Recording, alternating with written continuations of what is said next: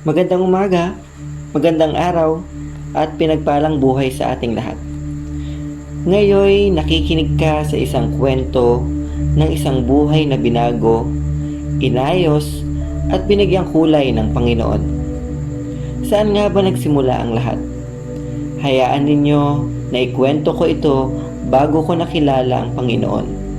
Habang siya ay aking nakikilala at ngayoy binago at nagpapatuloy sa paglilingkod sa Diyos na buhay. Ako ay isang tipikal na kabataan, lumaki sa isang Kristiyanong pamilya. Nagsisimba tuwing linggo, nag-aaral, palakaibigan at may takot sa Diyos, lalo na sa aking ama. Nagsimula ang lahat nung ako'y nagsimulang magkolehiyo. Natutong mapabarkada, magbisyo, mag-inom, magsigarilyo, magkating classes, pumasok ng lasing, mangodigo, mandaya, mangupit sa tuition fee. Masaya at nakakilala ko ng tunay na mga kaibigan. Sa bawat kalokohan, ay masayang ginagawa. Tuwang-tuwa dahil first time ko itong naranasan. Umuwi ng gabi at makitulog sa bahay ng tropa. Gabihin at abutin ng umaga sa inuman, mapaaway, at di natatakot sa gulong pwedeng maganap. Hindi ko alam, basta, ewan ko, ang alam ko, masaya ako sa mga taong nakilala ko at kasama ko. Dito ko rin naranasang umibig, saktan, at syempre, inom lang. Inom lang ang katapat, okay na. Dahil alam kong may mga kaibigan ako handang dumamay. Basta, masaya ako. Kasi yung mga bagay na ginagawa ko ay first time. First time kong gawin at maranasan. Marahil dahil lumaki akong may takot sa tatay ko. Dahil ba military at alam kong gaano sila naghirap sa tuwing nagbabayad sila ng tuition fee ko. Mahirap ang buhay namin noon. Basta, hindi ko alam bakit masaya ako nung nagkolehiyo ako. Pero wala akong pakialam. Basta masaya ako.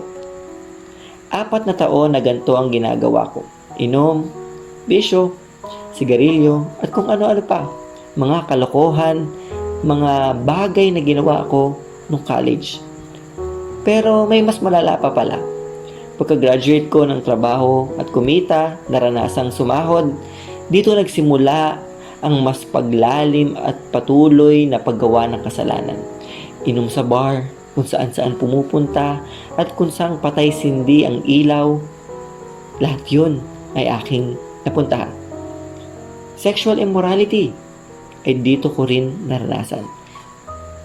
Ilang taon na hindi umuwi sa sariling bahay dahil alam ko na kaya ko na. Kaya nang mabuhay mag-isa. Masayang masaya akong ginagawa yung mga bagay na yon. Walang nakakaalam. Basta kasama ko yung mga taong sa tingin ko nagpapasaya sa akin. Masaya yung ginagawa ko nung nagtatrabaho ako. Hindi ko alam pero natuto din ako mabundok.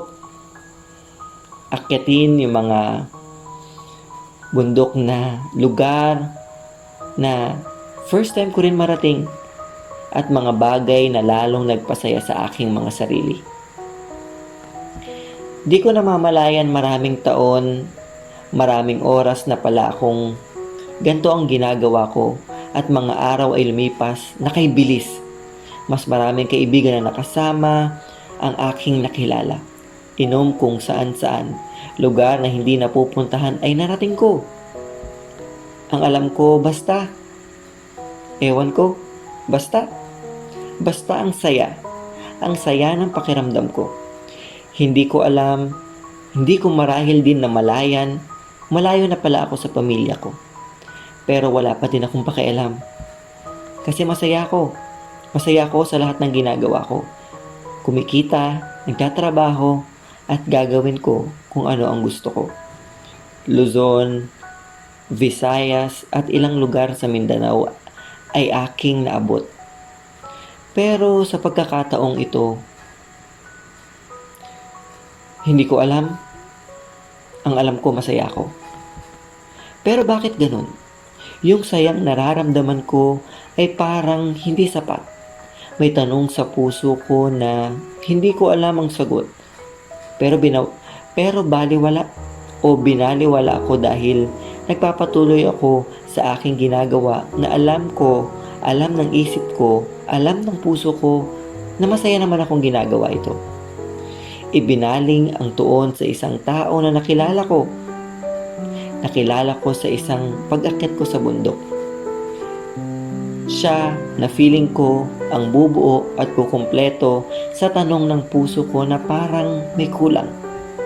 Nakilala ko ang isang babae na nagbigay ng panibagong pag-asa at saya sa buhay ko. Hanggang sa alam naming ito na ang tunay na pagmamahal.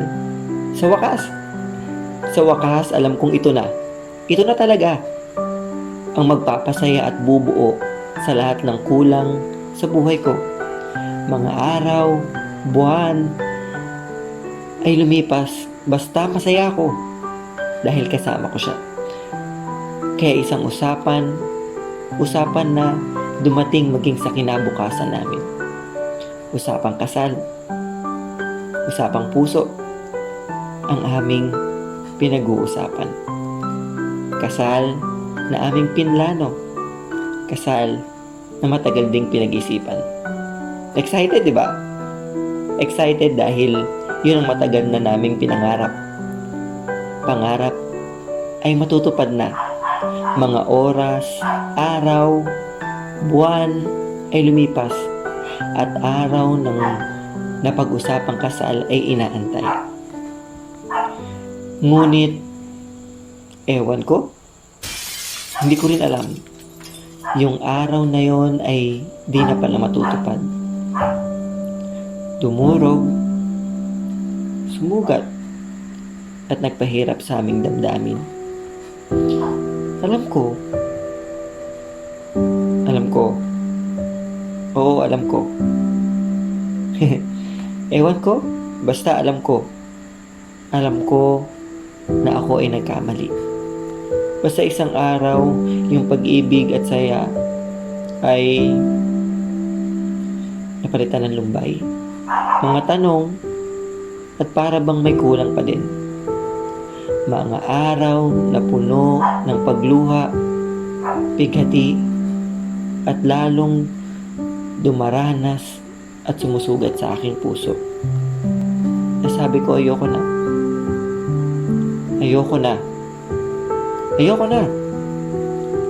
Yan ang aking sambit sa sarili.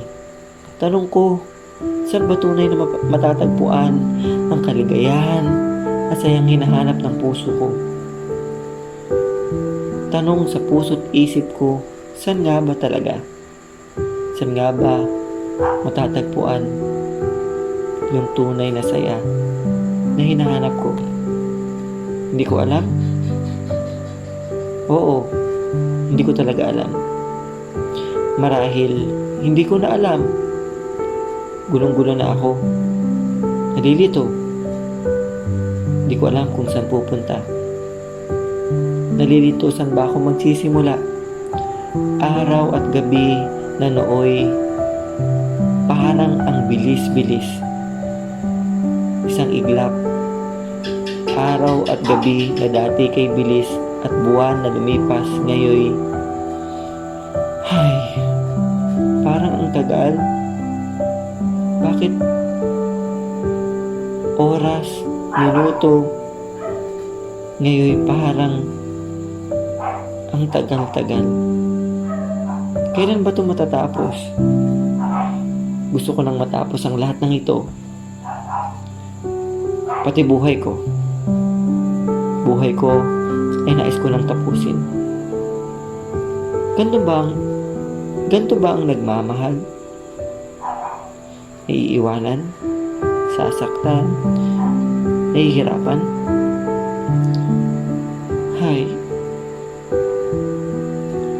Mga tanong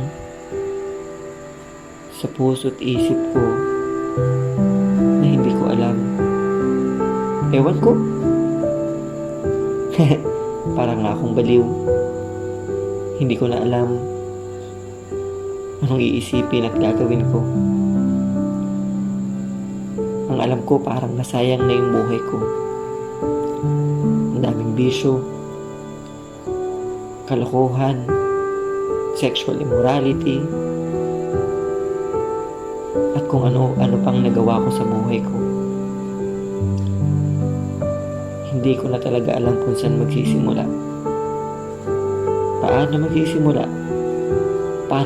Paano tatayo at muling lalakad, lalo na puso ay sugatan. Matagal na pinag-iisipan bawat araw, oras, ano bang gagawin ko? Ngunit isang gabi ang bumago ng lahat. Isang panaginip na hanggang ngayon baon-baon ko. Isang panaginip na bumago ng lahat. Isang boses na nadinig ng aking mga tenga, nagsasabing, "Anak, matagal na kitang inaantay." At isang eksena na aking nakita sa aking panaginip. Eksena na ako'y nasa isang mataas na talon, mataas na lugar, at patuloy na nadirinig ang tinig na para bang nasa kabilang ibayo. "Anak, matagal na kitang inaantay." Sa taas ng talon na parang bundok, sa ilalim ay mistulang malawak na dagat. Ako ay humakbang. Sumubok humakbang kahit na puno ng takot sa aking panaginip. Sinubukan kong sumunod sa tinig na aking nadirinig. Isang hakbang, ngunit ako'y hindi nahulog sa lawak ng dagat. Isang mistulang ipo-ipo na ako'y nasa gitna at hindi nasasaktan ni hindi nahuhulog sa ilalim ng dagat at patuloy na humakbang patungo sa tinig na aking nadirinig. "Anak, matagal na kitang inaantay." Yakap. Napagating ko sa dakong lugar na iyon kung saan nanggagaling ang tinig. Yakap ng tunay na pagmamahal ay aking nadama. Hangin na para bang ako'y niyayakap, pagmamahal na matagal ko nang hinahanap. Tanong sa puso ko'y wari na sasagot habang nadarama isang yakap. Yakap ng pagmamahal na doon ko lang nadama. Yakap na minsan ko lang nadama. Yakap na para bang ngayon ko lang naranasan. Nagising sa isang panaginip na para bang tunay at totoo ang nangyari. Paggising ko ay puno ng luha at saya ang aking puso't isipan. Hindi ko alam, hindi ko batid ano bang nangyari. Natulala, nag-isip, nagtatanong, napagtanto na Diyos Ama sa akin tumawag. Kilala ako sa aking pangalan at aking pinagdaanan at pinagdadaanay, wari alam na alam niyang lahat. Isang panaginip na tumatak, nagtulak sa akin na bumalik, sumubok at humakbang pabalik sa kanya. Kinabukas ay linggo at ako'y nagdesisyong bumalik at naghahangad na muling siyang maranasan ang yakap ng isang tunay na Diyos Ama sa JGA. May takot, may pangamba, dahil ang alam ko, hindi ko alam kung paano ko magsisimula. Hindi ko alam kung anong gagawin ko. Alam kong takot at nangangamba ang puso ko. Ngunit buo ang loob ko. Susubok akong humakbang. Susubok akong magsimba at bumalik muli. Luha, saya, at buong puso, siya ay muling naranasan. Sa pagsamba at pagpupuri sa Kanya, tanong na matagal ko nang hinahanap, tanong na matagal ko nang sinusubukang alamin, tanong na matagal nang hinahanap ng puso ko ay nasagot na. Ito pala ang tunay na ligaya at magpupuno sa pusong naghahanap ng tunay na saya. nakilala ang tunay na Diyos. Naranasan ang pagkilos na di inaasahan, pagbabago na hindi ko alam na ito pala ang hinahanap ng puso ko, at mga pagbabagong unti-unti kong naranasan: bisyo, pag-iinom, sigarilyo, barkada, at kung ano-ano pang mga bagay na naglayo sa akin sa Diyos ay unti-unting naalis sa akin. Hindi ko alam kung paano ko ito nagawa, pero hindi ko alam. Hindi ko alam kung paano ito nangyari at nagawa sa aking buhay. Basta ang alam ko, ito ang tunay na kaligayahang matagal kong inaantay. Diyos ay dakila. Diyos ay buhay. Diyos ay kilala ako. Diyos na kamangha-mangha. Diyos na kumikilos. Diyos na nagbabago ng buhay. Ito ang naranasan ko. Hindi madaling sumunod sa Kanya. May takot at pangamba ang aking puso sa bagay na hahakbang hindi ko pa nararanasan. Takot ako. Pero buo yung loob ko na sumunod sa Kanya. Kasi gusto ko pa siyang maranasan. Habang naglilingkod at habang nakikilala ko siya, unti-unting nababago ang aking buhay. Sumubok ako na alam kong ito ang tunay na pagmamahal. Ito ang tunay na hinahanap na kaligayahan ng puso ko. Ngayon ako'y nagpapatuloy na naglilingkod sa Panginoon. Ngayon ako'y patuloy na binabago at nangangarap kasama ang ating Panginoon. Marami ng taon ang lumipas, ngayon buhay ko'y binago. At ngayon buhay ko'y inaalay ko sa Diyos. Inaalay ko sa Panginoon. Isang panaginip na nagbago ng lahat. Diyos ay tunay. Diyos ay buhay. Diyos na tunay na nahirapan, nagdusa, at namatay para sa akin. Ngayon ko lang ito naunawaan upang ang buhay na ganap at kasiyasiya ay maranasan ko. At ang pangako ng Diyos sa akin, walang makakagapi sa iyo habang ikaw ay nabubuhay. Sasamahan kita gaya ng patnubay ko kay Moises. Hindi kita iiwanan ni hindi pababayaan man. Magpakatatag ka at laksan mo ang iyong loob, sapagkat ikaw ang mamumuno sa bayang ito sa pagsakop nila sa lupaing ibinigay ko sa kanila, ayon sa aking mga pangako sa iyong mga ninuno. Basta't magpakatatag ka at laksan mo ang iyong loob. Sundin mong mabuti ang buong kautosang ibinigay sa inyo ni Moises. Huwag kang susuway sa anumang nakasaad doon, at magtatagumpay ka saan ka man magpunta. Huwag mong kaligtaang basahin ang aklat ng kautusan. Pagbulay-bulayan mo yon araw at gabi, upang matupad mo ang lahat ng nakasaad doon. Sa ganoon, magiging masagana at matagumpay ang iyong buhay.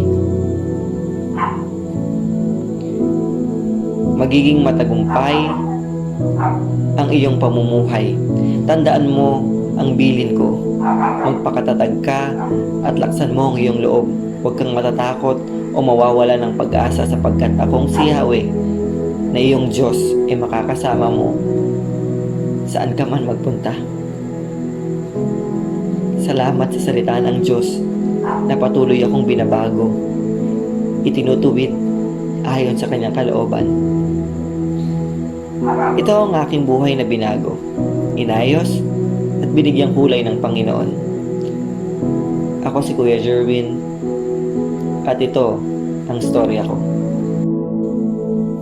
Ngayon naman, sama-sama naman tayong manalangin.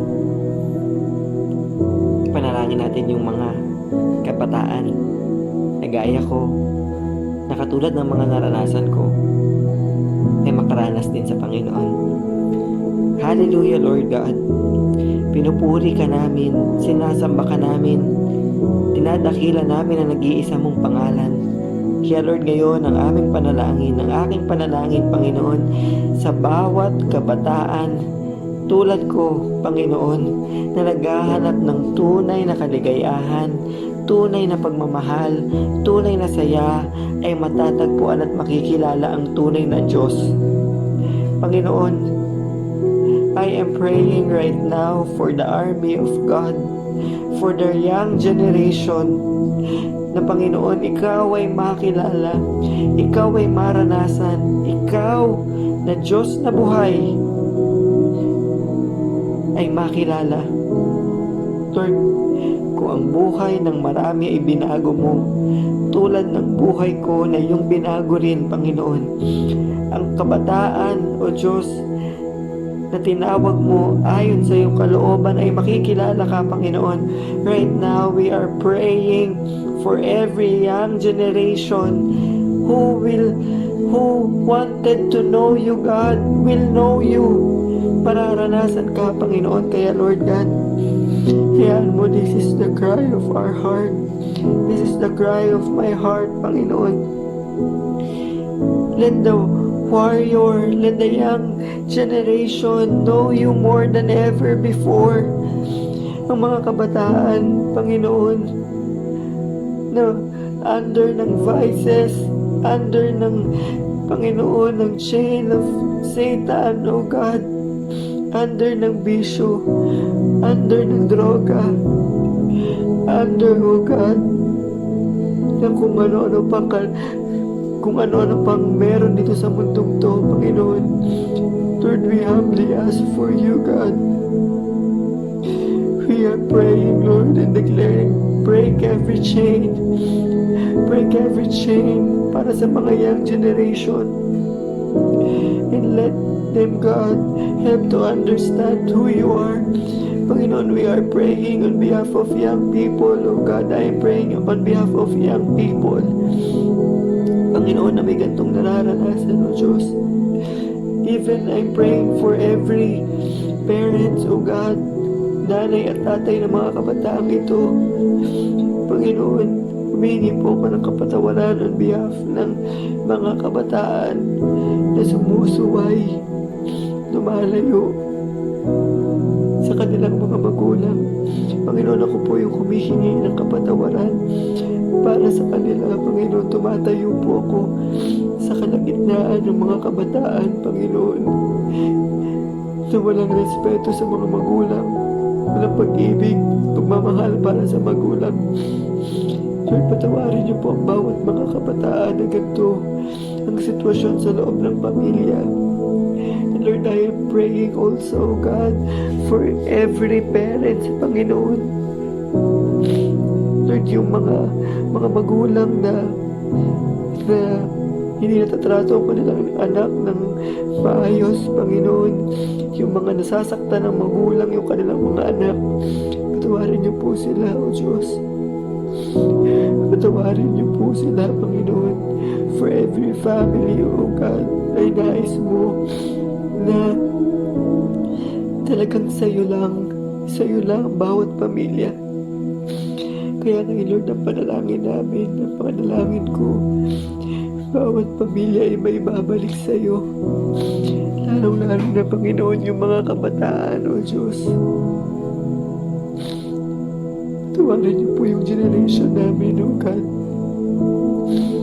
If our generation is far away from you, if our generation, O God, ay malayong-malayo sa'yo, tawarin niyo po, Panginoon, aming generation who are, Panginoon, rebellious generation, O God. Patawarin niyo kami. Yung dinalisan po namin ang kapangyarihan yung pagre-rebelde bilang mga kabataan. Dinalisan po namin ang kapangyarihan yung pagsuway sa mga magulang, even to you, Lord. Lord, we break every chain, Panginoon, of everyone, O God. Panginoon, na hook, O God, sa gadgets, na hook sa mobile games, na hook sa pornography, na hook, Panginoon, sa mga bagay na naglalayo sa iyo, sa mga kabataan, Panginoon. Lord God, I am praying right now to you, O God. Let the powerful blood of Jesus be applied in every young generation, in every family, O God. Let breakthrough spirit be upon everyone, be upon young generation, for you are calling forth armies in young generations, O God. Let the mantle of kingdom generals be upon every young generation, be upon every fathers, be upon every mothers, O God. Lord, I declare the mantle of kingdom generals, O God, be upon everyone, Panginoon. We are Christ ambassador, O God. We are Christ generals in this time and season, Panginoon. Kaya ang panalangin namin, O Diyos, sa bawat naaabot ng panalangin ito, sa bawat pamilyang nakakatinig ng panalangin ito, let every family unite as one in the name of Jesus. Lord, magkaroon ng pag-ibig sa loob ng tahanan, magkaroon ng pagtanggapan at pagmamahal sa loob ng tahanan, magkaroon ng unity sa loob ng tahanan, magkaroon ng breakthrough sa loob ng tahanan, magkaroon ng family altar sa loob ng tahanan, magkaroon, O Diyos, ng pagbibigayan sa loob ng tahanan. Let your presence be upon every family, Panginoon, sa JGA, sa bawat nakakarinig ng panalangin ng mensaheng ito, Panginoon. Let your glory shine upon every family, O God. In the name of Jesus, let breakthrough anointing be upon every family, especially for those young generation who longs for you, O God. Lord, tinatanggalan namin ang kapangyarihan, yung panlalamig, yung out of focus, yung pagiging